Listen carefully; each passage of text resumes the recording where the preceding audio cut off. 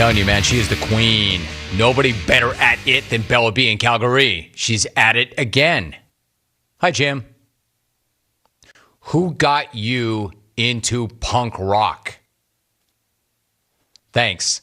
Bella Bee in Calgary. Such a good question, right? How did I first get into punk rock?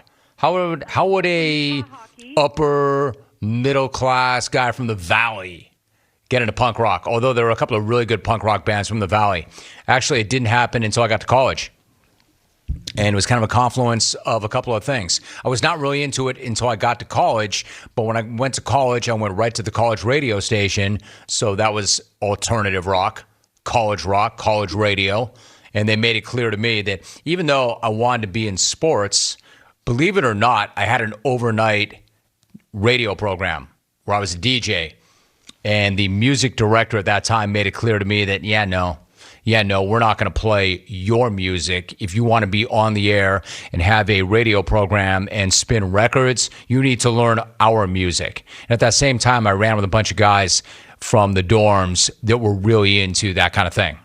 So when I first got to UC Santa Barbara back in the day, we would listen to bands like the Sex Pistols, ironically enough, The Jam, The Clash. I loved the bands from Georgia, all those bands, REM, Guadalcanal Diary, a lot of the British stuff, English stuff. So I got into it in college, Bella Bee, because I went to the college radio station and I had to learn that music. And then we listened to it anyway in the dorms. And it just never came off it.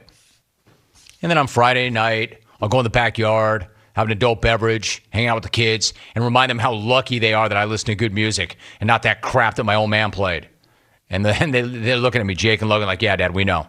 We know. You told us that last weekend and the weekend before. Dear Rome, you were DJ Jim before Dodger Jim. That's cool. No, I was. I definitely was. Let's see. Here's another one. Hi, Jim. Kyle Brandt guest hosted the show a few times while you were in the basement. Will you ever get a member of the current XR4TI to guest host the show? Signed Bella Bee in Calgary. There's the old idiot in the back row with his hand up. No, you had your chance there, Rit. You had one segment. It was a disaster. How am I going to give you 9? Ambi. Imagine 9 segments of Ambi. Yeah, no, Rit. Definitely not. Usually I put Hawk on for a little Q&A. That goes pretty badly. Now, James Kelly has done really well in Big Head Bets. But do we need 9 segments of his deadpan, big head takes? He'd be talking about Tubin. He's more of a clone than any of you clones, so no, I can't do that. Gotta leave them wanting more. Once a week is enough for Tubin-loving big head. Now, Alvy could do it. The answer is no.